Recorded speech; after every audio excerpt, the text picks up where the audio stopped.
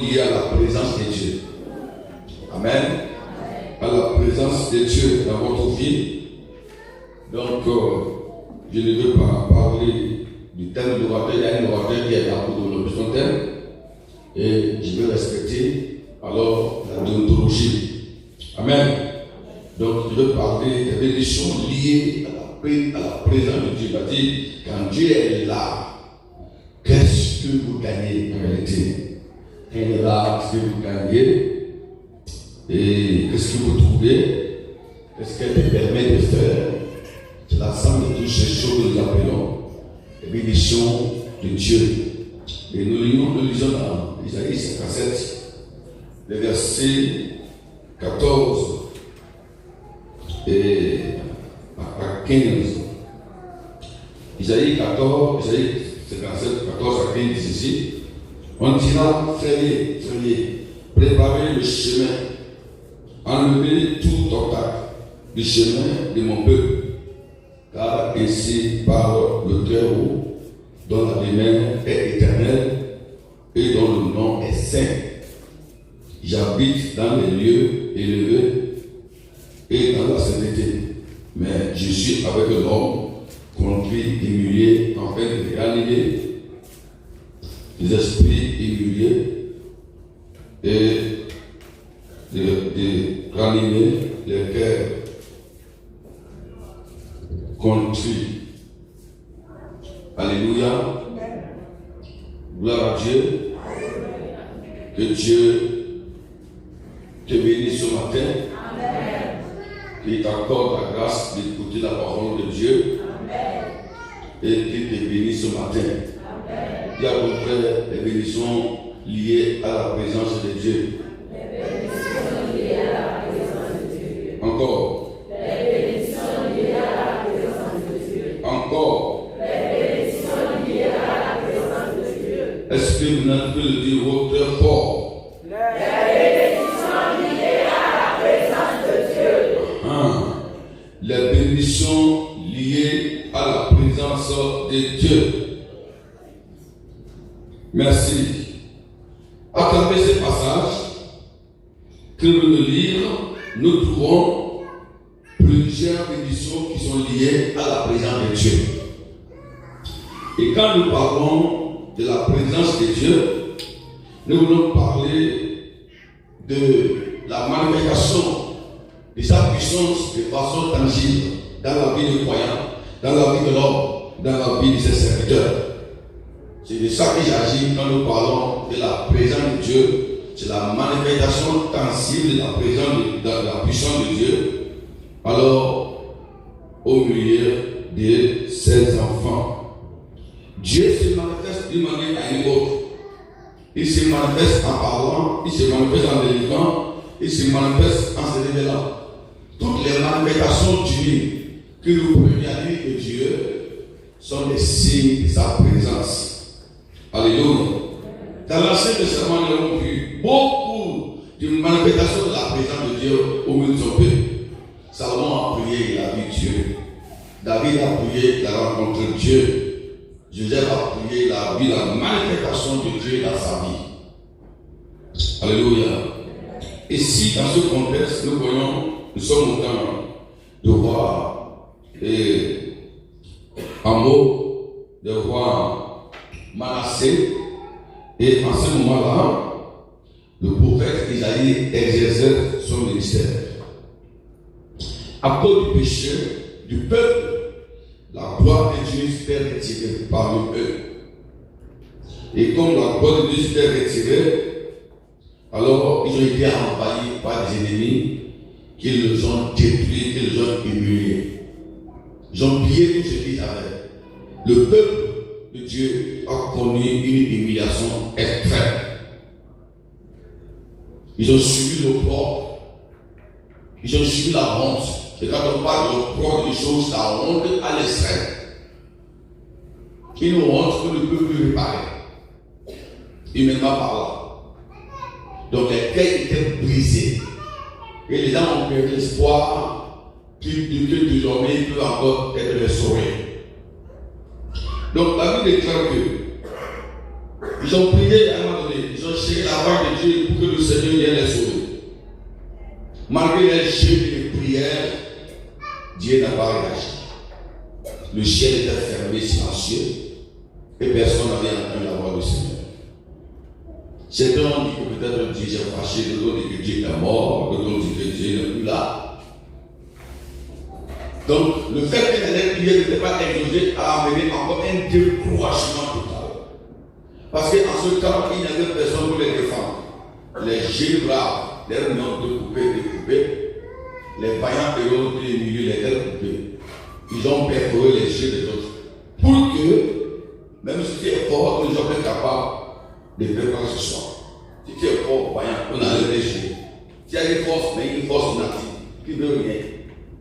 Donc, le peuple a constaté qu'effectivement c'était fini pour eux. Ils n'avaient plus rien à espérer. Et ils ont plongé dans les pleurs. Certains réclamaient la mort. Certains disaient si la mort venait, c'était le repos pour eux. C'était mieux. Et dans ce moment-là, le Seigneur va susciter son prophète, Isaïe, pour leur dire, ses frères, vos jeunes gens ont été tués tous, les jeunes perforés. Et en vous regardant, il n'y a personne pour venir à votre secours. Mais je viens vous dire quelque chose. Le Seigneur de qui je suis serviteur, qui m'a établi, qui m'a envoyé pour dire qu'il revient vers vous. Il viendra, il va vous ouvrir les yeux. Il viendra, il va vous guérir. Il viendra, il va vous rétablir. Il viendra, il va vous restaurer. Il viendra faire de vous des champions. Alléluia. Donc le prophète va appeler le peuple de Dieu pour dire Dieu viendra. Et quand sa présence sera effective, il va restaurer son peuple. Il va guérir les cœurs humiliés. Il va réparer les cœurs blessés. Et il fera de Juda une nation championne. Et aucune nation de la terre ne pourra alors les égaler.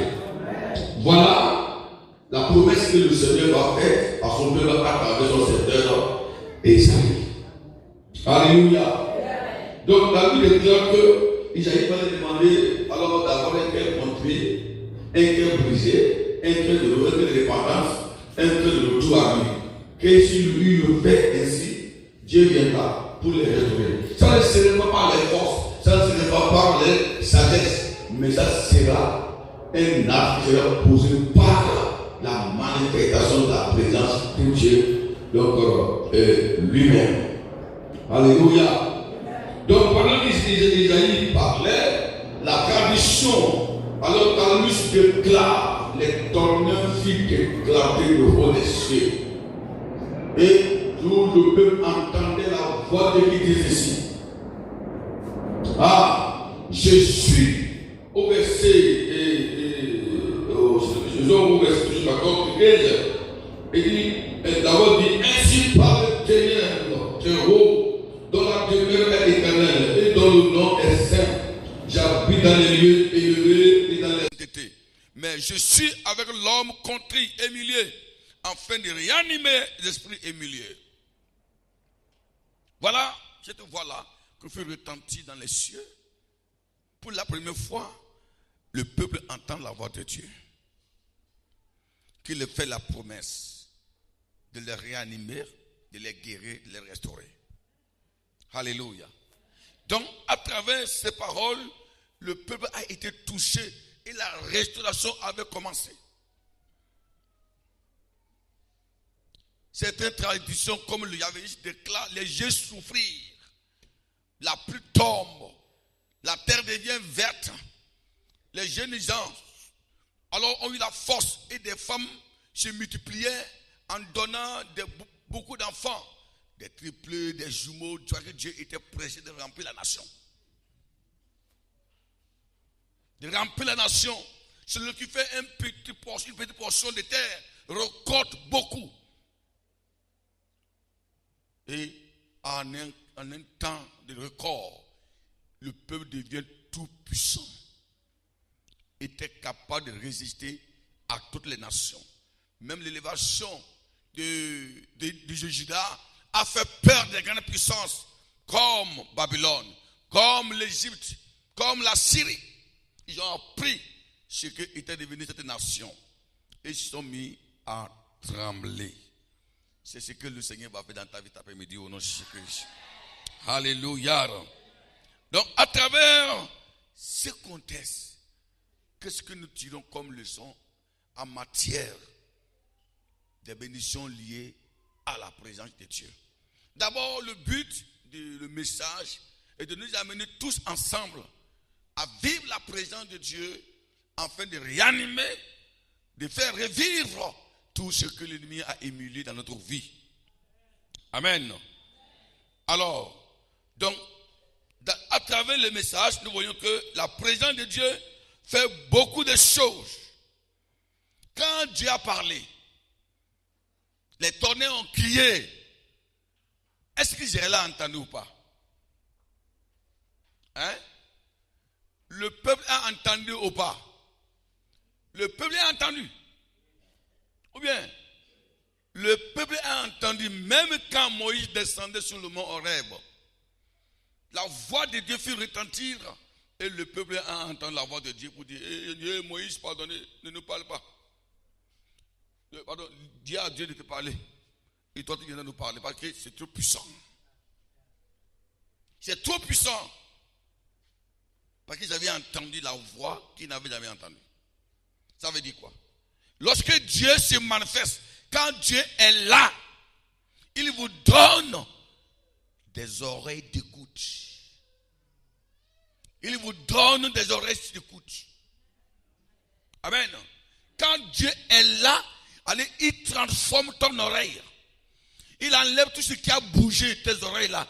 Et il te donne désormais une oreille d'écoute. L'oreille d'écoute, je n'aime pas l'oreille charnelle là que tu as là. C'est une oreille surnaturelle, une oreille spirituelle qui te permet d'écouter, d'entendre toi-même la voix de Dieu. J'ai dit ceci une fois. La foi de celui qui a entendu Dieu parler de façon audible est différente de la foi de celui qui a appris que Dieu a parlé. Tu comprends ce que je dis? Tu ne parles pas la même foi. Si moi j'ai entendu Dieu parler directement, ma foi là, elle serait différente que toi qui as appris. J'ai appris que Dieu a parlé. J'ai appris que Dieu a dit ceci. Ta foi là, ce n'est pas la même foi que moi qui ai entendu Dieu parler. Pourquoi les apôtres étaient tellement puissants? Pourquoi ils ont pu résister à toutes les attaques diaboliques? Pourquoi leur foi était inébranlable? Parce que ils avaient entendu audiblement ce que Dieu a dit. Pierre va dire, nous ne pouvons pas nier ce que nous avons vu et entendu. Ce que nous avons vu et entendu là, c'est impossible de nier ça. Personne ne peut venir enlever cette foi-là en vous. Personne ne peut venir dire que c'est faux. Dieu ne parle pas. Parce que toi, ce n'est pas que tu as appris que Dieu parle. Tu as entendu Dieu parler. Tu as entendu Dieu parler. Tu as vu. Tu as été touché. Donc celui qui n'est pas vu, n'est pas entendu, il aura des raisonnements pour te démontrer de façon philosophique. Dieu ne parle pas. Ceci, voilà les preuves. Mais toutes ces preuves-là, humainement parlant, peuvent avoir leur valeur. Mais il ne peut pas résister à ta foi. Parce que toi, tu as entendu audiblement ce que Dieu a dit. Tu as entendu. Et comme tu as entendu, alors, tu es plus fort que jamais. Alors, pour entendre Dieu parler, il faut sa présence. Il faut sa présence. Pierre et Jean ont vu la gloire de Dieu sur la montagne. Ils ont vu Jésus-Christ transfiguré. Ils ont vu Moïse et Élie descendre. Autant d'Élie, autant de Moïse, même peut-être le grand-papa de Pierre n'existait même pas. Le grand-papa de Pierre n'existait même pas. Le grand-papa de Jean n'existait même pas. ils avaient entendu qu'il y avait un prophète qui fut enlevé par Dieu au ciel. Ils avaient entendu dans l'histoire qu'il y a eu un autre prophète appelé Moïse. C'est lui qui a délivré Israël. Et qui a fait traverser ces Israël-là la mer Rouge. Ça là, c'est l'histoire. Il n'y a pas un peu qui mettait l'histoire comme les Hébreux, comme les Juifs. Ils connaissaient très bien. Mais malgré ce qu'ils avaient entendu, avant de contempler la gloire de Dieu, avant de recevoir l'Esprit de Dieu, malgré ce qu'ils entendaient, ils niaient. Pierre tremblait devant les filles quand il est passé hier. Il a pu trembler parce que l'histoire qu'il a entendue là n'est pas pu d'abord impacter. Mais le jour que l'apôtre Pierre a vu Jésus, Moïse et Élie descendre, les yeux ont changé. Les yeux ont changé. Maintenant, toi qui es philosophe, c'est faux. Il a vu qu'un Moïse. Ça fait ton problème. C'est ton affaire. Quel Moïse il a vu? Quel Élie il a vu? Il faut laisser, j'ai des bavards, une mensonge, il a quitté là. Bon, tu as raison dans ton mensonge. Tu as raison dans ta philosophie. Mais c'est une raison qui ne t'apporte rien. Voilà ce que l'Église est devenue aujourd'hui. Il y a des gens qui veulent confondre la parole révélée avec la philosophie, avec des raisonnements. Et c'est par ces raisonnements-là le diable utilise pour détruire la foi des gens. Tu ne peux pas aller loin si tu n'es pas expérimenté la présence de Dieu. C'est pourquoi Pierre dira ceci. Nous ne pouvons pas nier ce que nous avons vu et entendu. Comment Pierre a pu entendre la voix de Dieu parler? Sur la montagne de la transfiguration, Pierre a vu la gloire de Dieu. Il a entendu la voix de Dieu qui dit, celui-ci est mon fils bien-aimé, écoutez-le. Pierre était tombé et dit, Seigneur, je ne veux plus quitter ici. Certains historiens pensent qu'il était sur la montagne de Tabor. Pierre dit, Seigneur, nous ferons une tente pour toi, une tente pour Élie, une tente pour Moïse. Qui a dit après j'étais Élie? Le ministère de la présence de Dieu. Qui a dit à Pierre qu'il était Élie? Est-ce que c'est écrit Élie, Moïse sur le front? Non, je ne crois pas. Mais Pierre dit à Jésus-Christ, je ferai une tente pour Élie, une autre pour Moïse et une autre pour toi. Nous là, on n'a pas besoin de tente parce que votre gloire nous suffit. Votre gloire nous suffit. Nous serons là quoi. Votre présence là, ça nous suffit. Mais vous, on vous fera une tente pour Élie, une tente pour Moïse, une tente pour toi Seigneur. Votre présence nous suffit. Voilà ce que la gloire de Dieu, la présence de Dieu a fait. La présence de Dieu a révélé à Pierre l'identité des personnes qui étaient là. Elle dit, celui-ci c'est Élie, celui-ci c'est Moïse. C'est Moïse. Et quand il a découvert cette identité de ces personnes, il a fait une chose quoi? Seigneur, nous ferons une tente pour toi. Un chrétien qui a expérimenté la présence de Dieu, qui a entendu Dieu parler, qui a contemplé la présence de Dieu, sa vision change, son langage change. Pierre qu'on va avoir quoi?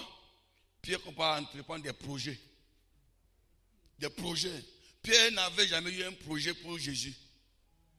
Il n'avait jamais eu un projet pour Moïse, pour Élie. Je veux faire une tente pour mon Seigneur Jésus-Christ parce que je ne savais pas qu'il était glorieux comme ça. Parce que sur la montagne, Jésus fut transfiguré. Il devient un homme glorieux. Notre maître là, il n'aime pas n'importe qui. Notre maître là, donc il était comme ça. Nous ne savions pas. Il mérite. Il mérite qu'on le sert. On a fait un projet. Ils ont fait un projet pour qui? Pour Jésus, pour Élie, pour Moïse. Tu ne peux pas vivre dans la présence de Dieu sans avoir des projets pour Dieu, sans avoir des projets pour le Seigneur. Celui qui vit dans la présence de Dieu, Dieu lui révèle sa nature Et il comprend découvrir l'importance de Dieu. Et quand il découvre l'importance de Dieu, il comprend entreprendre des projets. Nous allons faire une tente pour Moïse, une tente pour Élie, et une tente pour toi, Seigneur. Pierre veut bâtir un hôtel pour les 3 personnes. Et il a la vie de bâtir quoi? 3 hôtels pour les 3 personnes. Un hôtel pour Jésus, un hôtel pour qui? Pour Élie, un hôtel pour qui? Pour Moïse. Parce qu'il veut qu'il soit là. Si j'ai construit une tente, ils seront là, désormais ils seront habités là. Et chaque matin, ils ont de contempler la gloire, la gloire, la gloire, la gloire, la gloire, la gloire, la gloire, la gloire et la gloire. Allez voir dans l'église, beaucoup de chrétiens n'ont aucun projet pour Dieu. Ils n'ont aucun projet pour Jésus. Ils n'ont aucun projet. Pourquoi? Parce qu'ils n'ont jamais contemplé la gloire de Dieu. Ils ne connaissent même pas la valeur. La valeur. Vous êtes avec parfois des grands hommes puissants. Dieu envoie. Parfois, Dieu envoie des serviteurs de Dieu pour nous parler. Mais vous ne voyez pas l'important parce que vous n'avez jamais contemplé la gloire de Dieu. Si le Seigneur ouvre les yeux pour que vous cherchiez, Moïse était qui? Un être humain. Avant d'être élevé. Mais Dieu a ouvert les yeux. Ils ont compris que, Moïse là, il est spirituel. Sur la terre, il était quoi? Il était un homme comme moi. Il était un homme comme moi. La tête, les pieds, tous. On prenait, d'autres l'appelaient homme. Fils de Joseph. Marie, le enfant de Charpentier. Mais il ne savait pas que, c'est vrai, il était homme. Mais un homme pas comme les autres. Un homme pas comme les autres. Beaucoup de chrétiens ne connaissent pas la valeur des hommes de Dieu. Dieu peut honorer un homme de Dieu. Il peut lui accorder tous les talents, toute la gloire, toute la puissance pour votre bien, pour votre bonheur. Mais si vous n'êtes pas dans la présence de Dieu, si Dieu n'ouvre pas vos yeux, vous ne saurez même pas qui est cet homme pour vous. Donc ici, nous avons vu que non seulement Pierre a contemplé la gloire de Dieu, mais la présence de Dieu leur a donné une oreille d'écoute. Un des signes qui montre que tu es loin, c'est ta passion d'écouter la parole de Dieu. C'est ta passion d'aimer la parole de Dieu. C'est ta passion d'aimer sa présence. C'est ta passion d'écouter. Si tu n'as pas la passion d'écouter la parole de Dieu, c'est que tu es vide de l'onction. L'onction n'est pas sur toi. Quand l'onction est sur quelqu'un, la personne a le désir d'écouter. Il écoute et il écoute encore. Voilà ce qui se passe. Alléluia. Isaïe entend la voix de Dieu. Le peuple aussi entend la voix de Dieu. Voilà Dieu. Pourquoi? Parce que Dieu était là. Il dit, je suis avec vous. Puis je suis avec vous. Vous allez entendre ma voix. Alléluia. Gloire au Seigneur Jésus-Christ. Est-ce que tu veux entendre la voix de Dieu cet après-midi? Dieu est avec toi. Pour te bénir, pour te fortifier. Alléluia. Alléluia. Voilà ce que la présence de Dieu fait dans votre vie. Il te donne une oreille d'écoute. Alléluia. Deuxièmement, la parole de Dieu ne te donne pas seulement une oreille d'écoute, mais il te donne des yeux de vision. Des yeux qui te permettent de voir l'invisible. Alléluia. Quand vous le même prophète Isaïe, dans Isaïe chapitre 6, il dit, l'année de la mort de roi Osias, je vis l'Éternel assis sur son trône. Je vois les séraphins qui adorent le Seigneur. Ils portaient 6 ailes. Chacun 6 ailes. Voilà. D'autres sont assis au-dessus de Dieu. D'autres sont assis en dessous de Dieu. Et la robe remplit toute la terre. Et la gloire était remplie. Isaïe décrit. Vous voyez? Isaïe décrit. Il a décrit qu'il a vu les séraphins. Chacun avait 6 ailes. Ici, 6 ailes vous montrent que la vision était réelle. C'est la vision était réelle. Dieu l'a transporté. Dieu a transporté Isaïe à voir ce qui se trouve au ciel, à voir la nature de Dieu, à voir qui est Dieu.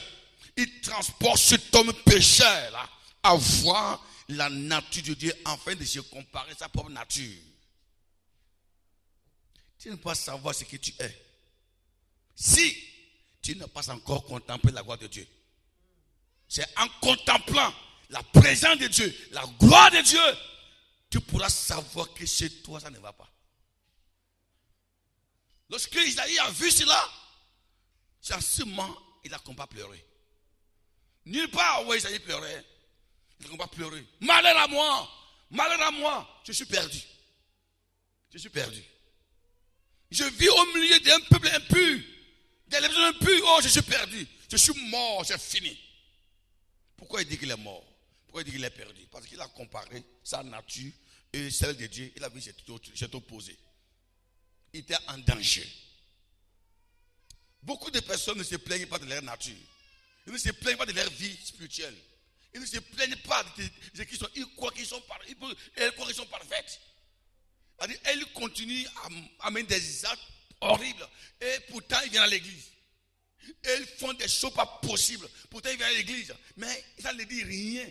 Ils pensent qu'ils sont en train de faire du bien. Ils pensent qu'ils font du bien. Ils font du mal.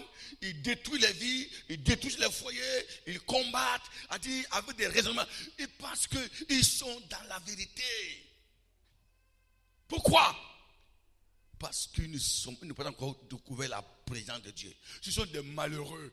Mais des malheureux debout. Des candidats de la mort debout. Voilà ce qui était Isaïe. Isaïe était un grand homme d'État. Il rentrait dans la cour du roi comme il veut. Il était un intellectuel. Il était un prophète intellectuel. Il avait des raisonnements. Ce n'est pas une lettrée, un grand cadre. Et certains pensent qu'il était même médecin.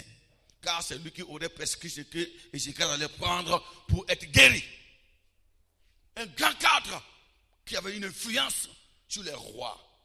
Mais un grand cadre qui a le raisonnement, qui raisonne, qui ment. Isaïe était un grand menteur avant. Un grand menteur. Il jouait au nom de Dieu pour mentir. Il faisait tout pour mentir. Il était à l'aise. Mais le jour qu'il a contemplé, il a vu Dieu. Dieu a ouvert ses yeux. La première réaction, c'est malheur à moi. Malheur à moi. Au fait, Dieu l'a révélé qu'il était malheureux. Malgré tout ce qu'il était là, il était un malheureux. Mais il ne savait pas qu'il était malheureux. Malheur à moi, je suis perdu. Car j'ai utilisé ma langue pour dire n'importe quoi.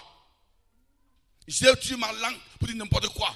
J'ai disqualifié des choses qui étaient bonnes devant le Seigneur. J'ai sali des choses qui étaient bien devant le Seigneur. J'ai disqualifié des personnes qui étaient bonnes devant Dieu. Je ne savais pas. Je ne savais pas. Malheur à moi, je suis perdu. Car mes yeux ont vu l'Éternel. Tu ne peux pas voir Dieu sans se plaindre de ta vie. Tu ne peux pas voir Dieu sans se plaindre de ta nature.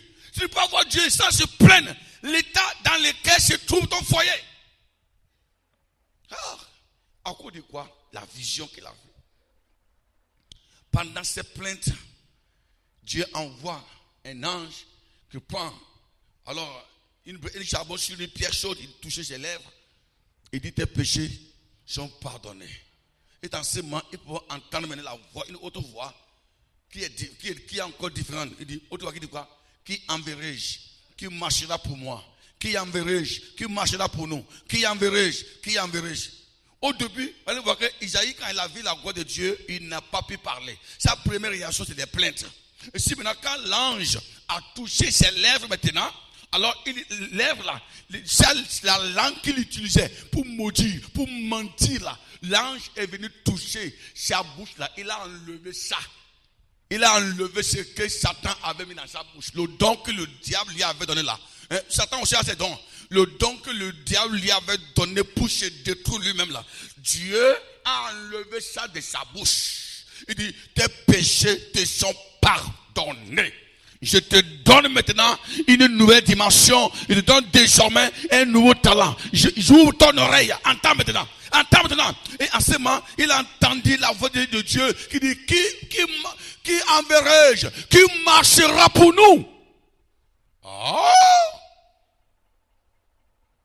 Qui marchera pour nous? Qui enverrai-je? Qui marchera pour nous?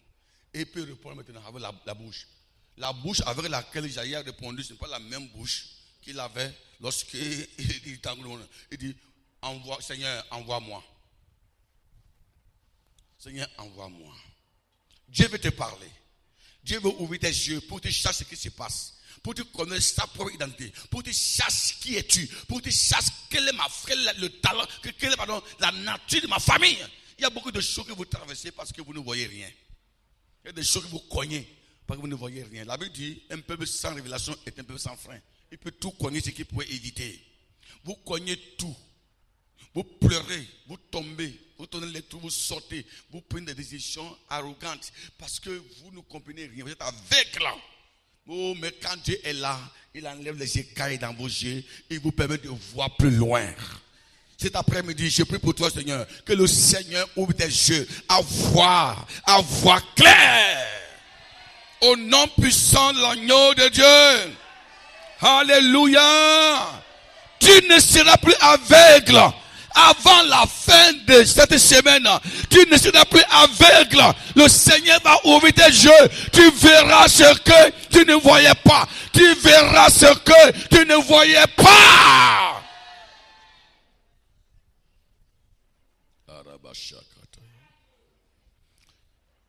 Ça veut dire quoi? Quand il dit d'Ésaïe, qui enverrai-je? Qui parlera pour nous? Auprès du peuple égaré. Auprès du peuple éloigné de ma présence, qui enverrai-je? Qui ira ouvrir les yeux des autres? Qui enverrai-je? Ici, les yeux que Dieu communique à Isaïe n'étaient pas n'importe quel yeux, étaient aussi les yeux de discernement. Isaïe prenait n'importe qui. C'était aussi les yeux de discernement. Et comme il est dans Thessaloniciens, chapitre 5, le verset 17 à 20, Paul va dire quoi? N'éteignez pas l'esprit. Ou bien, n'éteignez pas l'esprit, mais discernez toutes choses et retenez ce qui est bien. Comment discerner? La présence de Dieu te permet de discerner des choses. Lorsque tu es en face d'une personne qui est tellement gentille, qui est gentil dans tous les plans, si dans son cœur il est mauvais, laisse-lui dire, c'est vrai, il est gentil, mais attention avec lui. Tu es en face d'une personne qui est peut-être parfois qui est même rigoureuse. Dieu dit, c'est vrai, il est rigoureux, mais c'est une bonne personne. Lui là, il fera avec toi pendant 3 mois. Après 3 mois, il va te créer des problèmes. Fais attention avec lui. Dieu ne te dit pas ça pour que tu puisses rentrer en conflit avec lui. Mais Dieu te prépare. Il y a des personnes saisonnières. Voilà, il vient vers vous, c'est pour un an. C'est pour un an, c'est fini. Il y a des personnes de la destinée. C'est-à-dire Dieu les place auprès de toi jusqu'à la mort. Jusqu'à la mort. Tout le monde peut t'abandonner. Eux là, ils sont toujours collés à toi. C'est les personnes de destinée. Des personnes saisonnières, c'est des gens qui viennent, ils sont chauds. Fais attention avec des personnes saisonnières. Il vient, tu vas leur confier tout ton cœur, tous tes secrets, tout. Quand le temps va venir, il s'écrit maintenant, il va utiliser ce qu'il a découvert en toi pour te combattre. Mais si tu as l'onction, tu as la présence de Dieu, quand tu es en face d'une personne saisonnière, ce n'est pas qu'elle est mauvaise en soi. Dieu te dit, il a un temps avec toi. Lui là, c'est un temps court. Attention, ne lui confie pas toute ta vie. Il est bon, elle est bonne, pardon. Mais après ce temps-là, il sera comme ça. Il faut faire attention avec elle. Vis avec lui. Il faut te limiter à ce niveau-là. Il ne faut pas aller très loin, parce qu'elle n'est pas là pour être avec toi jusqu'à la mort. Fais attention avec lui. Les personnes saisonnières là, on les accepte, mais on ne les livre pas tout. les secrets. On est ensemble, on travaille ensemble, parce que quand son temps va venir, il peut devenir n'importe qui. Il peut te combattre, il peut te livrer, il peut tout. Il faut la présence pour le découvrir. Beaucoup ont commis des erreurs comme ça. La plupart de vos problèmes viennent de ça. La personne tombe sur vous, on devient amis. En tout temps, allô, madame, allô. Et la chaleur, la chaude, l'amitié est forte. Vous êtes là ensemble, tout est chaud. On livre tout, on se donne tout, tous les secrets de son foyer. Mon mari est comme ça, tout est comme ça. Elle me dit, mon mari est comme ça. On dit, tout est chaud. Alors vous ne savez pas que c'est une personne saisonnière. Les gens de parler à quelqu'un. Je parle à quelqu'un ce matin. Vous ne savez pas que c'est une personne saisonnière. Elle est là. Maintenant, voilà, le temps est arrivé. Tout est clapard. Et quand le temps arrive, ce n'est pas des grandes choses qui vont vous séparer. Ce n'est pas des grandes choses, c'est des petits trucs. Pap, la bagarre vient. Voilà. Tu as quoi à me dire? Tu as quoi à me dire? Ton foyer est comme ça. Tu ne peux pas regretter pour l'avoir livré ta vie dans le passé. Parce qu'il te manquait alors l'esprit de discernement. La présence de Dieu, tu donnes l'oreille d'écoute, tu donnes les yeux spirituels et le discernement. L'oreille d'écoute te permet d'entendre Dieu et de savoir sa volonté dans votre vie. Seigneur, que veux-tu que je fasse? Voilà. Paul avait cette oreille-là. Seigneur, que veux-tu que je fasse? L'oreille d'écoute. La vision te permet de connaître Dieu et ton état. Le discernement te permet de savoir avec qui il faut vivre. Qui enverrai-je que marchera pour nous? Il devait aller vers toutes les personnes là. Les personnes saisonnières, les personnes de destinée, tout ça. Il devait faire face à ces personnes. Mais Isaïe devait avoir le discernement.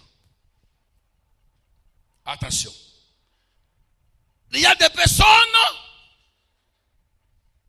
venimeuses. Elles sont différentes que les personnes saisonnières. Des personnes venimeuses. Jésus va dire à ses disciples, je vous envoie au milieu des loups. Ou bien, vous êtes comme des brebis au milieu des loups. Il ne parlait pas des animaux. C'est des personnes venimeuses. Des personnes qui sont chargées, blindées de la tête jusqu'aux pieds par Satan pour vous arrêter, pour vous briser. Mais qui ont des langages mielleux. Des langages mielleux, mais blindés de toutes les puissances maléfiques pour briser votre avenir. Elles savent que toi là, tu as un ministère, tu as un avenir, tu es une femme destinée. Attention, le diable l'a choisi dans le monde des ténèbres et il a délaissé tous les pouvoirs de toi, Amblicata. Nous t'envoyons auprès du pasteur Niké Sagban. J'ai un jeune qui a de l'avenir. Va, brise son ministère. Nous t'envoyons auprès de Madame Tantan. Va, brise son foyer. Mais voilà les stratégies. Nous te donnons le don de la ruse. Reçois ton don de ruse. Va. Quand il va commencer, tu vas la tromper ou le tromper. Nous te donnons le don de la patience. Sois patient auprès de lui jusqu'à ce que tu vas connaître. Va dans l'église. Sois baptisé même. Deviens moniteur. Deviens prédante des femmes. Deviens diacre auprès de lui. Jusqu'à ce que tu fais ce temps-là dans la ruse. Et quand tu vas découvrir ses secrets, tout est lâche. Dis à Isaïe, quand ces personnes viendront auprès de toi, en même temps, je te parlerai. Tu vas entendre la voix, comme on a passé hier, l'onction intérieure. La voix te dira, attention, celui-là, il a pour mission de te briser d'ici 3 ans, d'ici 5 ans. Méfiez-le. Donc moi, je suis avec la personne, je sais la mission pour laquelle il est venu. Je vous dis, un ennemi découvert n'est plus puissant. Un ennemi découvert n'est plus puissant. Dis à ton frère. Encore. N'est plus puissant. Mais un ennemi, quelle que soit sa faiblesse, s'il est caché, il est puissant. Même s'il est faible, tant qu'il est caché, il est inconnu, il est puissant. Parce que peut faire du mal. Voilà. Je voulais te dire ce soir, Dieu va trouver les yeux. Il va trouver les yeux. Tout ce qui est caché à tes yeux sera révélé au nom de Jésus-Christ. Alléluia. La présence de Dieu réanime les hommes humiliés. Réanime les hommes humiliés. Au temps du prophète, les hommes étaient humiliés. Les femmes humiliées.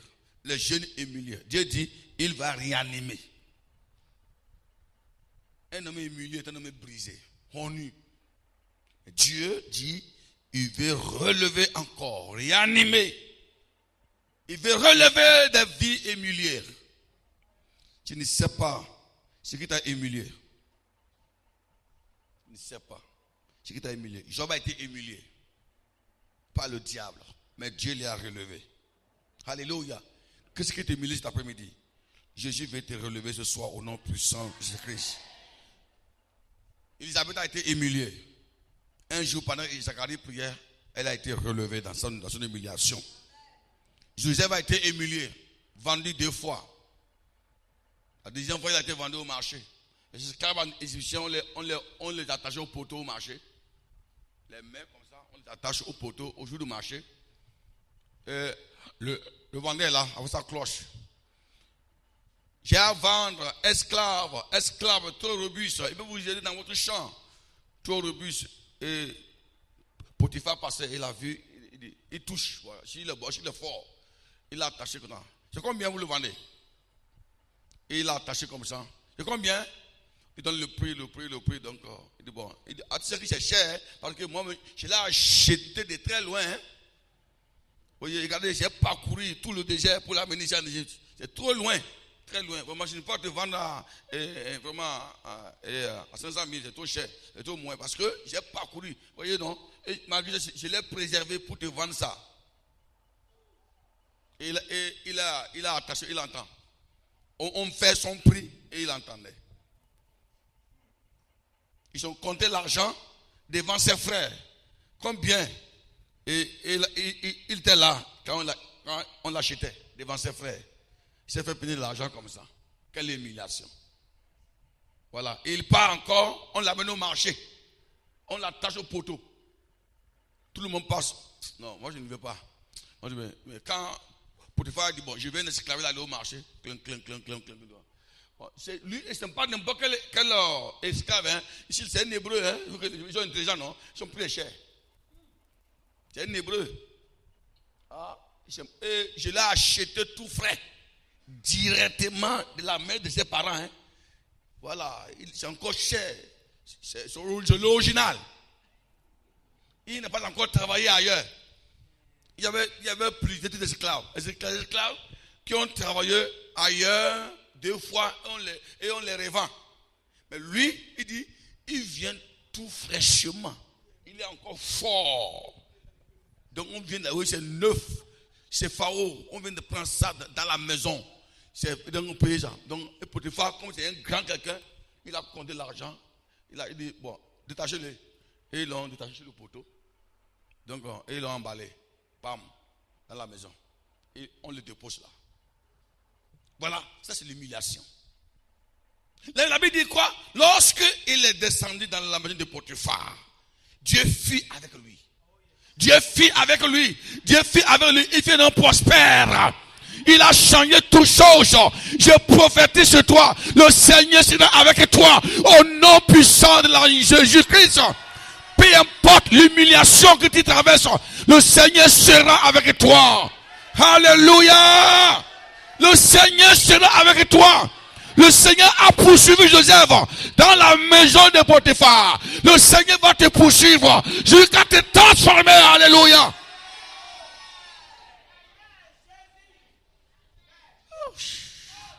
Marachekama. Je suis en train de voir le Seigneur poursuivre quelqu'un. Il poursuit une femme. Pas pour la détruire, mais pour la réanimer. Pour réparer sa vie. Pour réparer sa vie.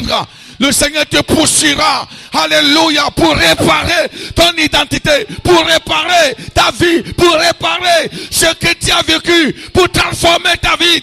Le Seigneur va te poursuivre. Oh. Oh. Peut-être tu as été vendu. Ton foyer vendu. Ta femme vendue. Ton mari vendu. Tes enfants vendus. Partout dans le quartier. Ton nom a été publié.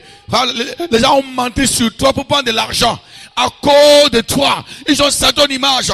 Dieu te dit cet après-midi que la présence de Dieu sera avec toi. Il va réparer, il va nettoyer, il va te donner encore une nouvelle identité. Il va changer ton visage par la puissance du sang de l'agneau de Dieu. Dieu répare, Dieu transforme. Dieu répare, il transforme. Il est la vérité. Il est le Dieu de la vérité. Oh. Regardez comment ils t'ont vendu.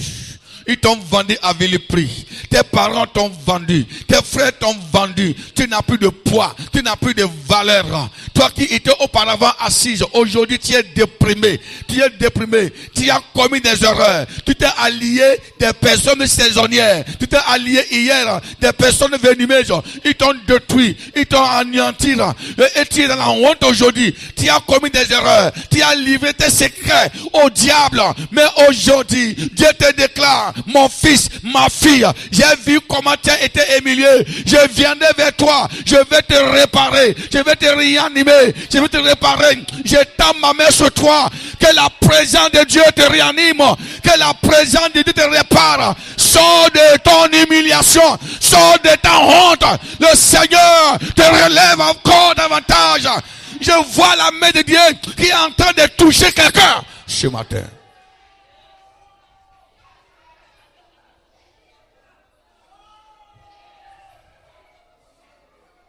Oh, merci Seigneur. Qu'est-ce qui t'a humilié? La maladie t'a humilié.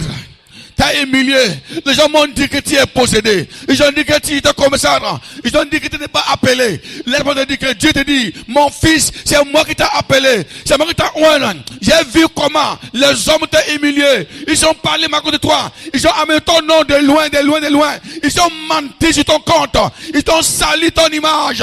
Laisse-moi te dire que je suis le Dieu réparateur. Je le répare. Je vais rétablir ton image. Je vais rétablir ton image.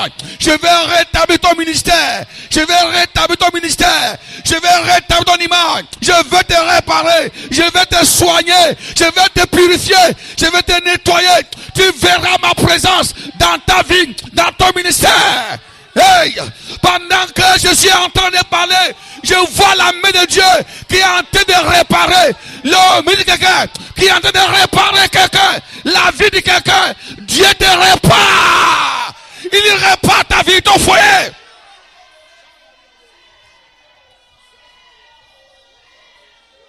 Seigneur, merci. Le Dieu qui répare. Le Dieu qui soigne. Le Dieu qui répare. Merci. Alléluia. Alléluia. Dis à ton frère: l'Éternel est le Dieu qui répare. Alléluia. Qui relève l'homme dans son humiliation. Alléluia. Au verset 14, il dit: on dira: frayez, frayez, préparez le chemin, enlevez tout obstacle du chemin. La présence de Dieu enlève les obstacles. Il crée le chemin là où il n'y a pas de chemin. Il dit: on dira: frayez, frayez, préparez le chemin. Quand est-ce qu'on dira frayez, frayez? Lorsque la présence de Dieu sera là dans ta vie. Les gens allez, enlevez les obstacles. Frayez, frayez. Dieu va dire quoi? Frayez, elle dit fendre, chercher le chemin. Frayez, frayez, préparez le chemin. Enlevez tout obstacle du chemin. Alléluia. La présence de Dieu enlève des obstacles.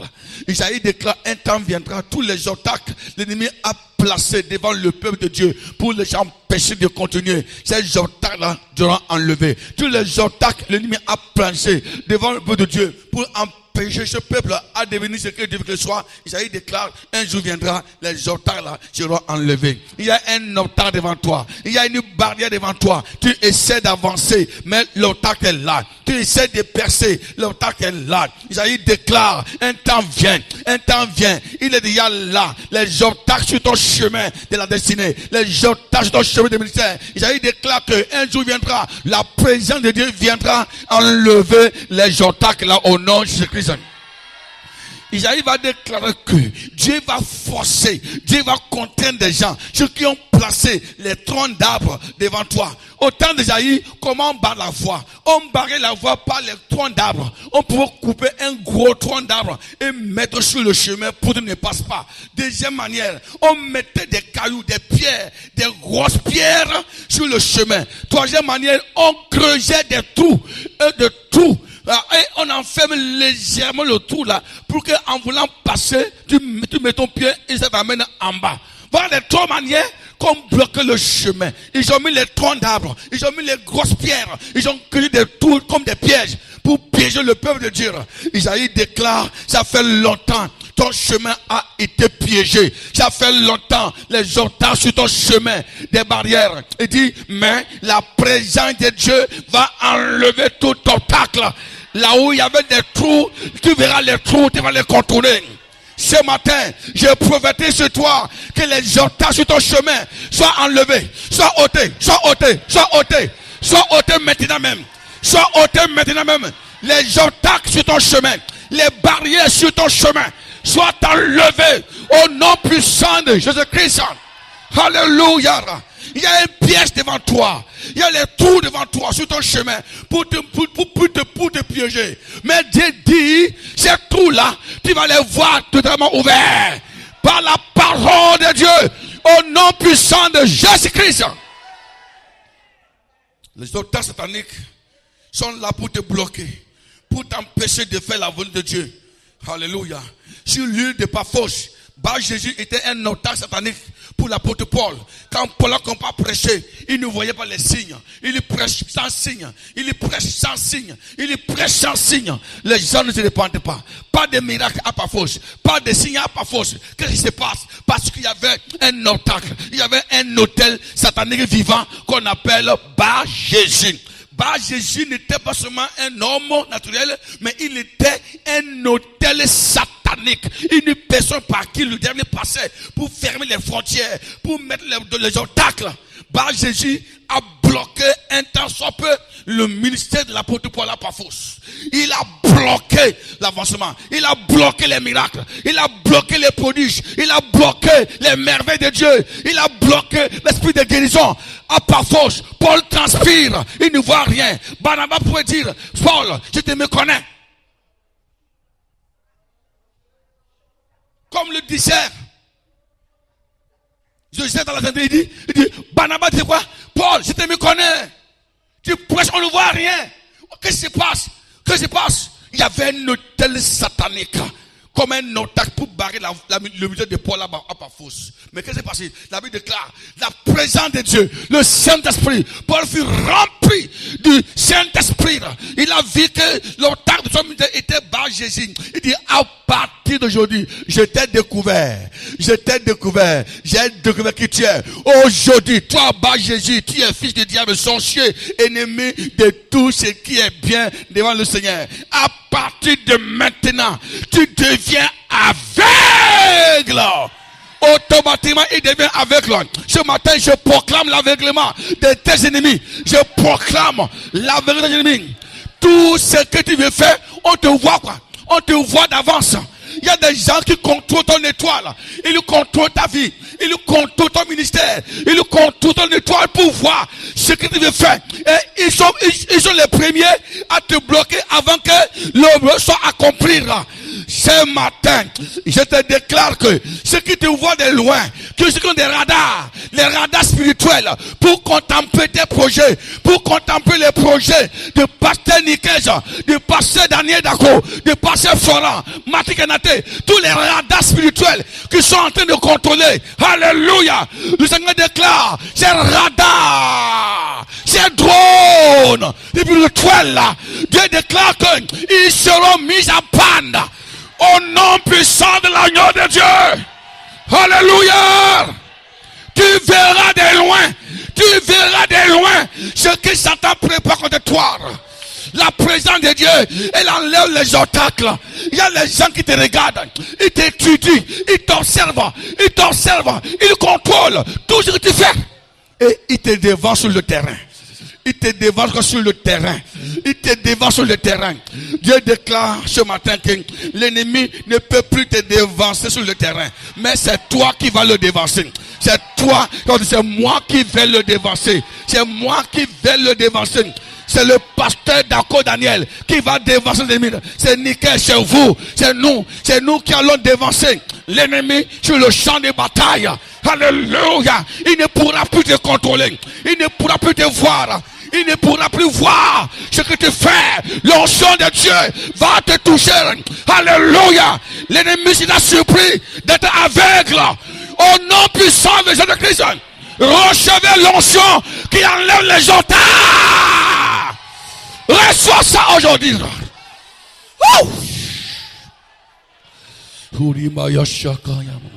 Autant de Jaïr, les obstacles que Isaïe parle ici, c'est quoi? Premier obstacle, c'est le péché. Deuxième obstacle, c'est Babylone. Troisième obstacle, c'est la Syrie. Quatrième obstacle, c'est l'Égypte. Il lui constituait des grandes puissances qui ont coincé Juda pour l'empêcher d'avancer. Juda, Babylone, Égypte, la Syrie et l'idolâtrie avaient coincé Israël d'avancer. Il ne peut plus aller loin. Tout ce qu'il veut faire, il veut qu'il consulte Babylone, l'Égypte. Les puissances ont coincé. Il est un pays indépendant. Il est coincé. Dieu dit désormais, tu ne vas plus demander d'autorisation à Babylone. Parce que toi-même, il te rendait libre. Le chemin s'est ouvert. Et les années qui suivaient, l'Égypte et Babylone ont eu des bagarres. Ils sont entre eux. Les deux puissances sont devenues faibles. Et Dieu fait remonter maintenant la puissance de Juda. Le Seigneur va faire remonter ta puissance. Il va te faire remonter. Il va remonter ta puissance. Il va cogner les gens entre eux. Alléluia. Alléluia. Et si quelqu'un peut acclamer pour ta victoire, ce message est un message de délivrance. Hier, le pasteur a dit ceci. Quand tu écoutes le message, parfois même là, ça devient déjà pour toi une délivrance. Alléluia. Quand tu acclames le Seigneur, Dieu opère le miracle de ta vie ce soir.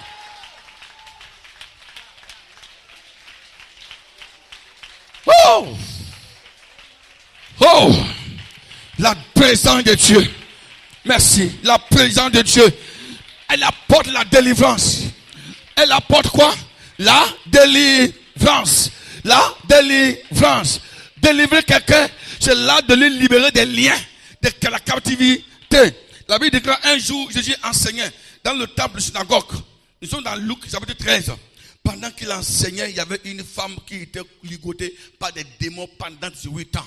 Elle était toujours courbée. Alléluia. Tout le temps, elle vient toujours courbée. La courbature de la femme là était quoi? La limitation.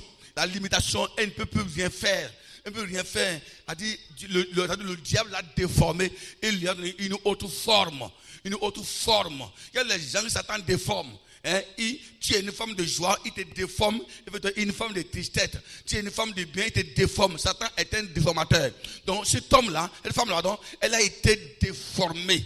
Tout le temps, les prêtres étaient là, mais elle n'était pas guérie. Elle n'était pas délivrée. Les prêtres, les rabbins, ils sont là, ils viennent, font le discours, mais rien. Mais un jour, Jésus est descendu dans le temple. A dit, Dieu est descendu là. Quand Jésus est venu venu là, l'onction a pris le contrôle de la salle. En même temps, le Saint-Esprit accompagne. Jésus a plongé. Il a plongé tout le peuple là dans le laboratoire du Saint-Esprit pour savoir qu'est-ce qui ne va pas dans la vie de chacun. Pendant que ces hommes étaient plongés dans le laboratoire du Saint-Esprit, Jésus remarque de loin que dans le laboratoire, il y avait une femme ligotée, courbée par les démons qui ne peut pas se redresser. Alléluia. Jésus en même temps a dit à la femme, femme, j'étais plongé dans le laboratoire du Saint-Esprit. J'ai découvert que ta courbature n'est pas simple. Il y a un démon qui est caché dans ta colonne, qui t'a fait courber. À partir d'aujourd'hui, tu es délivré de ton infirmité. Wow, hallelujah.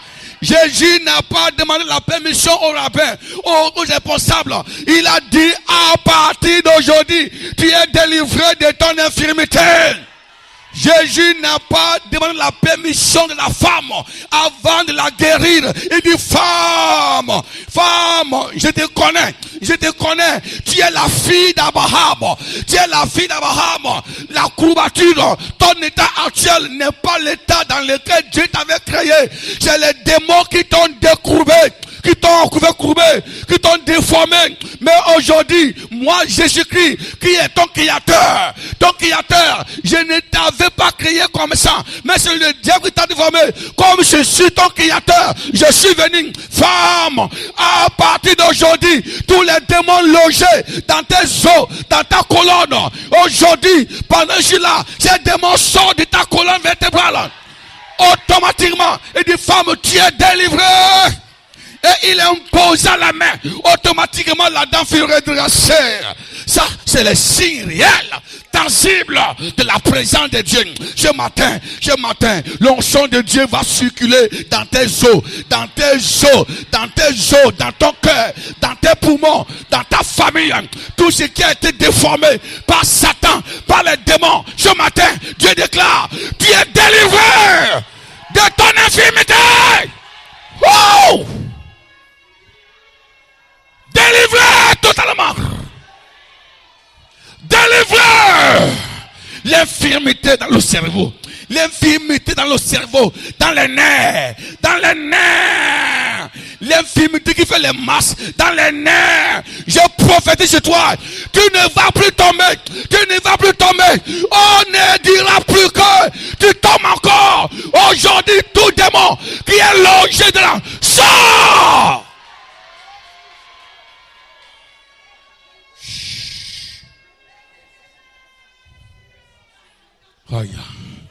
La présence de Dieu, elle redresse les ministères courbés, elle redresse les talents courbés, elle redresse le service courbé, elle redresse des grands hommes courbés, elle redresse les femmes courbées, elle redresse des jeunes courbés, elle redresse les foyers courbés, elle redresse les pasteurs courbés, elle redresse les prophètes courbés, elle redresse les apôtres courbés. Il y a les gens qui ont le talent, les dons des prophètes, les dons des apôtres, d'évangélistes, mais aujourd'hui, ils sont courbés, ils n'arrivent pas à arriver. Le diable les a courbés, les a fait courbés. Il n'arrive pas à voir Dieu au ciel pour contempler la gloire de Dieu. C'est pourquoi ce matin, je vais dire à quelqu'un, ton ministère est redressé, ta famille est redressée, ta prière est redressée. Reçois le redressement. Papa, reçois-le. Maintenant, toute présence maléfique dans ta famille, dans ton foyer, dans ton ministère, je les chasse.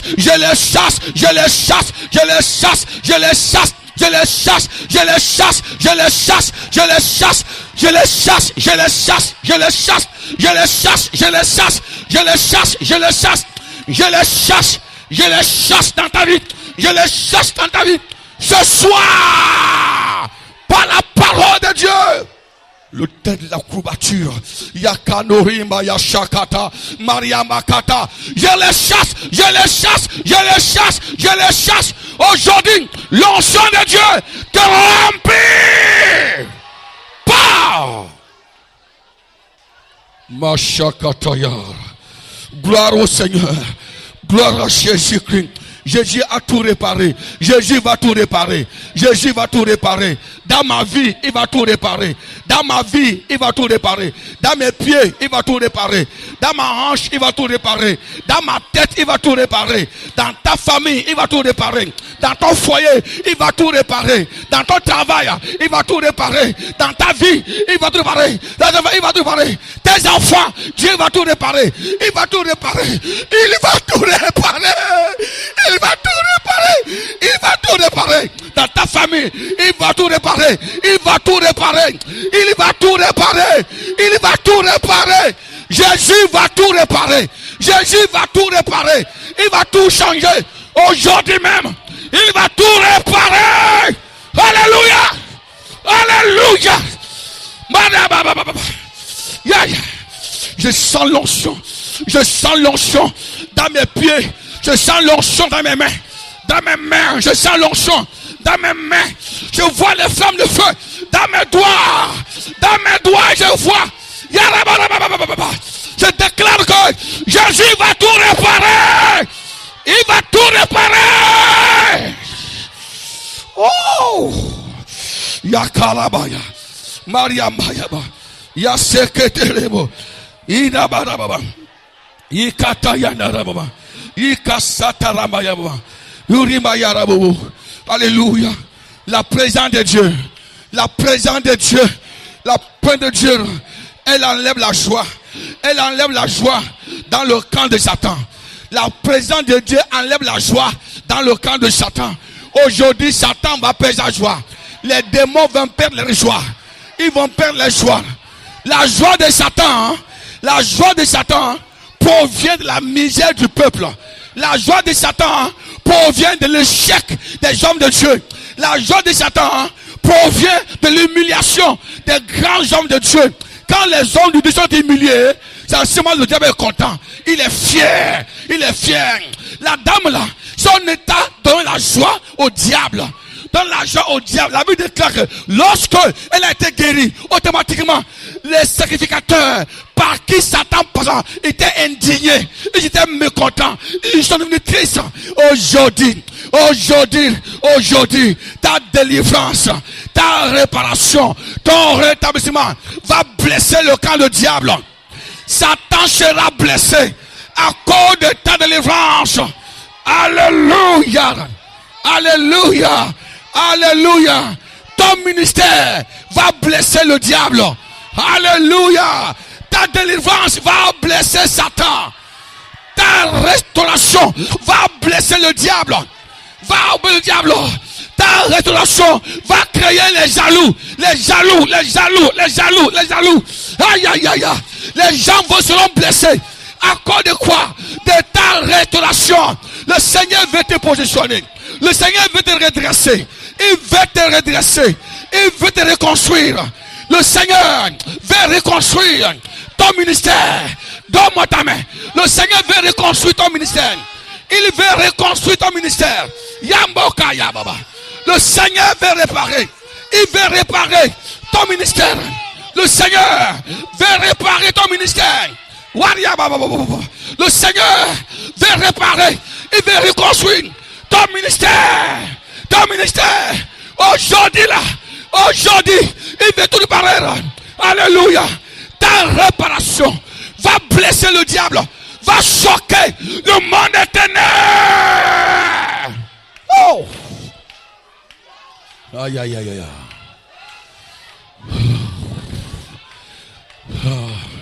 J'entends les cantiques. J'entends les cantiques funèbres dans le camp de Satan. Je suis en train d'entendre les cantiques funèbres dans le camp de Satan. Parce que Satan a été blessé. Il a été blessé parce que quelqu'un a été libéré. Quelqu'un est sauvé. Madame. Le Seigneur veut te restaurer. Il veut restaurer ta vie. Et ta restauration va blesser le monde des ténèbres.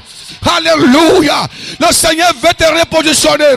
Reçois ton positionnement. Au nom de Jésus-Christ. La joie de Satan sera détruite. Yakata yanore mayamama. Inakataya Naramaya. Yishakataya Mama. La présence de Dieu. La présence de Dieu. La présence de Dieu. La présence de Dieu. Elle te fait récupérer. Elle te fait récupérer. Elle te fait récupérer. Elle te permet de récupérer ce que le diable a volé dans ton ministère. La présence de Dieu te permet de récupérer ce que Satan a volé dans ton ministère, dans ta vie, dans ta famille. Elle te permet de tout récupérer. Alléluia. La Bible déclare, cette femme de Naïm avait perdu son fils et son mari. Et le fils était parti.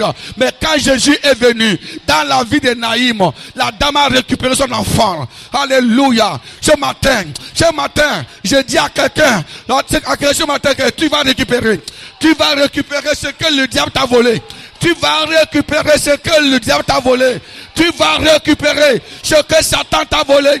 Tu vas récupérer ton ministère, ton talent, ta vie. Alléluia. Le diable a volé tes enfants. Il a volé ton mari. Il a volé tes affaires. Il a volé ta joie. Aujourd'hui là, Jésus dit, tu vas tout récupérer. Tu vas tout récupérer. Reçois la récupération de tout ce que Satan t'a volé. Alléluia. Quelqu'un récupère. Quelqu'un récupère ce que le diable a volé. Oh. Oh, Rambaya Shakataya. Yakataya Maya Baba. Yakataya Borebo Sheterebo. Maria Mashakataya Nereba. Maria Mayana Baba. Seigneur, merci. Seigneur, merci. La présence de Dieu. La présence de Dieu te permet de poursuivre l'ennemi, le voleur. La présence de Dieu te permet de poursuivre l'ennemi, le voleur. Satan est un voleur. Par la présence de Dieu, tu peux le poursuivre. Tu peux le poursuivre et arracher ce qu'il t'avait volé. Aujourd'hui, hier, c'est le diable qui te poursuivait. C'est les méchants qui te poursuivaient. C'est les sorciers qui te poursuivaient. Mais à partir de ce matin, c'est toi qui vas les poursuivre. C'est toi qui vas les poursuivre. Non seulement tu vas poursuivre, tu vas les atteindre. Tu vas les atteindre. Non seulement tu vas atteindre, tu vas arracher ce qu'il a volé dans ta vie. Alléluia. La Bible déclare, David a poursuivi les Malécites. Il a arraché ce qu'il avait volé. David c'est toi, David c'est moi, David c'est toi, David c'est moi. Aujourd'hui, Dieu te donne sa présence. Tu vas poursuivre l'ennemi. Tu vas l'atteindre, tu vas l'atteindre, tu vas l'atteindre, tu vas l'atteindre, tu vas l'atteindre, tu vas l'atteindre. Et non seulement tu vas l'atteindre, tu vas arracher tout ce qu'il a volé. Aujourd'hui, le magasin de Satan sera vidé. Le magasin de Satan sera vidé. Alléluia. Le magasin de Satan sera vidé. Alléluia. Reçois la puissance de Dieu. Recevez et allez vider. Recevez et allez vider le royaume de Satan. Oh Seigneur, quelque chose se passe ce matin. Alléluia. Pour que la présence de Dieu se manifeste, il te faut la prière et la prière de l'onction. Ce matin, Dieu veut que tu lèves ta main vers le ciel. Allez pour prier. Bartimée a invoqué Jésus-Christ et Dieu s'est manifesté. Si toi-même tu pries, tu verras la gloire de Dieu. La prière fait trembler le monde des ténèbres. Si tu pries, la présence de Dieu va se manifester. Nous allons prier ensemble. La prière ensemble, elle est différente que la prière individuelle. Alléluia. La prière d'ensemble, elle est différente. Dans Actes chapitre 4, le verset 29 à 31, nous voyons les disciples prier ensemble. La tête trembla. La puissance est descendue. Nous voyons dans Actes 16 encore, 31, l'apôtre Paul et Silas ont prié ensemble. Ils ont adoré Dieu ensemble. Et la puissance de Dieu encore est descendue. La prière ensemble attire l'onction de Dieu. Et Jésus va dire quoi? Là où deux ou trois sont ensemble, à mon nom, je suis au milieu d'eux. Ce matin, si nous prions ensemble de tout cœur, le Seigneur descendra au milieu de nous. La prière d'ensemble attire la puissance de Dieu. Oh Seigneur, apprends-moi à prier ensemble, mon frère.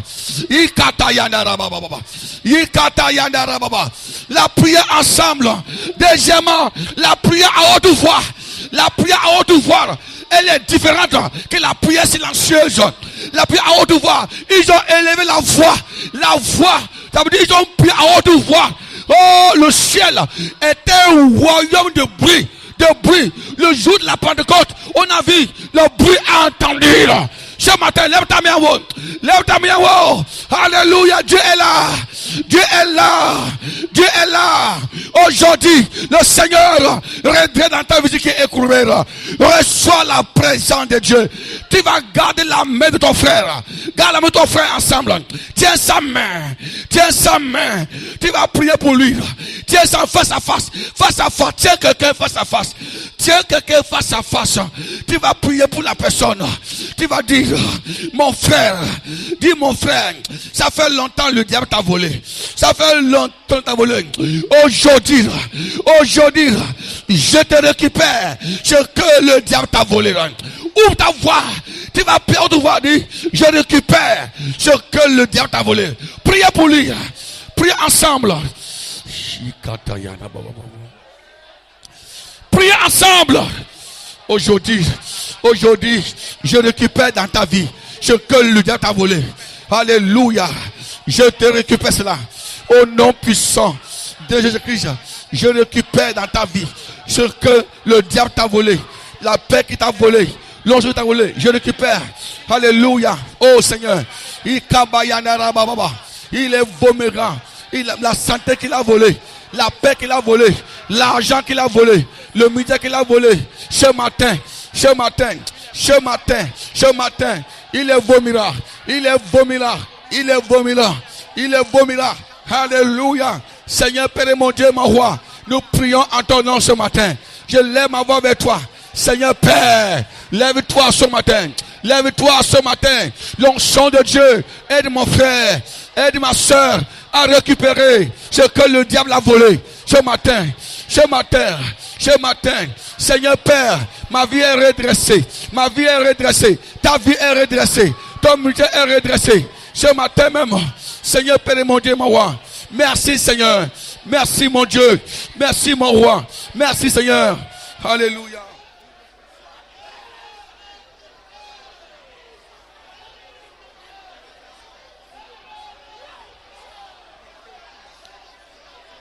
Alléluia. Alléluia. Si tu as fini, maintenant lâche ta main. Lâche ta main maintenant. Lève tes deux mains vers le ciel. Alléluia. Tu vas demander à Jésus de toucher ta main.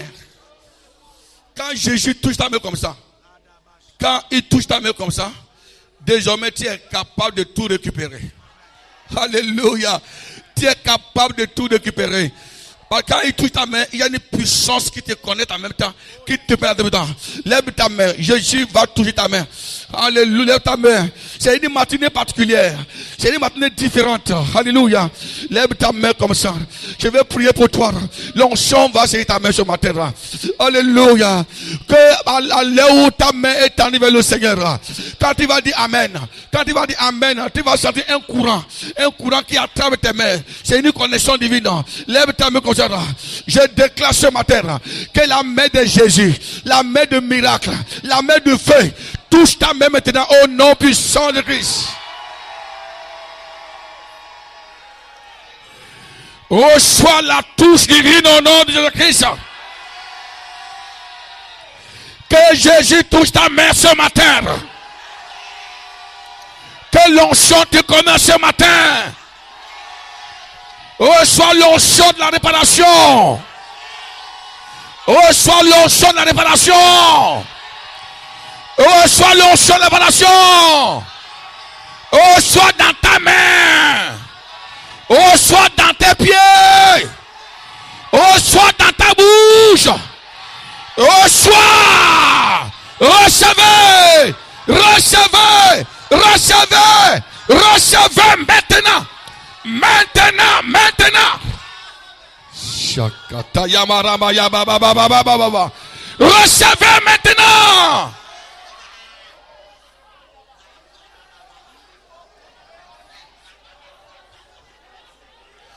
Simakata yanarama. Ina shakata yamore bayama. Ishakata yamara. Qu'est-ce que Satan a touché dans ta vie?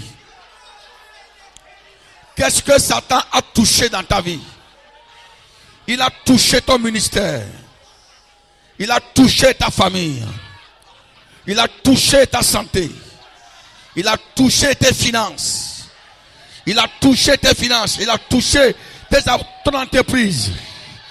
Aujourd'hui, Jésus aussi va les toucher pour tout réparer sur la terre. Alléluia. Alléluia. Alléluia. Ça fait longtemps que ton foyer est déformé. Ton foyer est déformé. Je vais t'inviter ce matin. Si tu es déformé, si quelque part de ta famille est déformée, viens devant ici ce matin. Viens devant ici. Oh, si tu veux tout réparer, si tu veux tout, viens, soyez debout même. Soyez debout.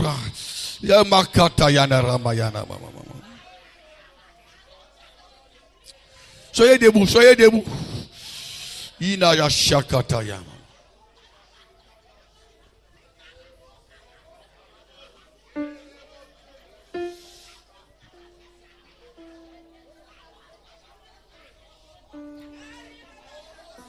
C'est pourquoi j'ai dit hier les volontaires. C'est pourquoi j'ai dit hier les volontaires. Sharababa. Orima shakata. Ikamayana mama. Je ne sais pas là où l'ennemi a touché dans ta vie. Il a touché, non? Mais Jésus aussi va toucher ça. De la même manière, il va les toucher, il va les toucher, il va les toucher, il va les toucher, il va les toucher, il va les toucher. Il va les toucher complètement dans ta vie ce matin.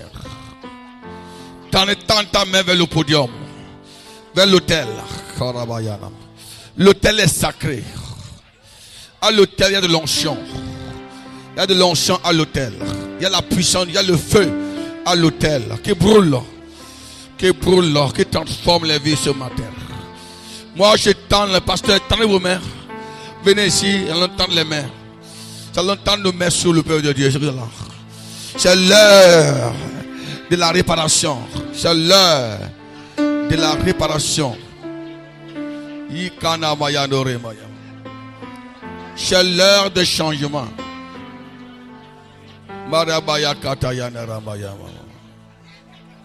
C'est l'heure de la réparation.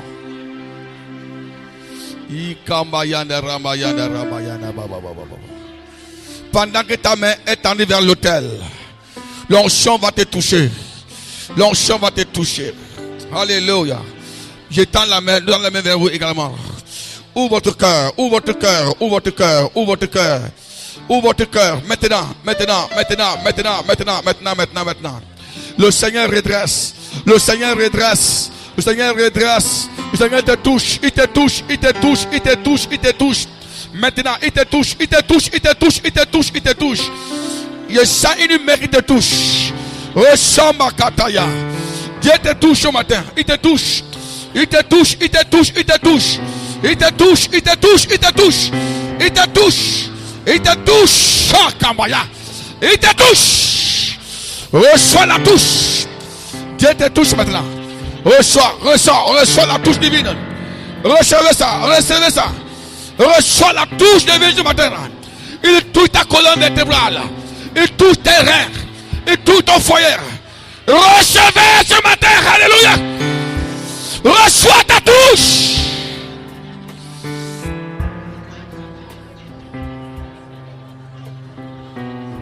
Oh Seigneur, tu es en train de guérir.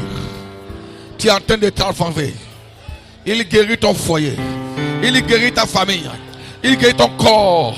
Il te restaure les enfants qu'il a volés dans ton ventre. Les enfants qu'il a volés dans ton ventre. Jésus te les remercie ce matin. Tu reçois ça ce matin. Tu reçois ça ce matin. Recevez ce matin. Reçois ça ce matin. Akamaya nerebo. Yamakataya. Yamakataye kamoshori mayaka. Recevez-la ce matin. Alléluia. Reçois. Recevez ce matin. Recevez ce matin. Il te touche. Il te touche. Là où Satan a trouvé refuge dans ton corps, dans ta famille, je la sois libéré ce matin. Allez, libéré, libéré, libéré.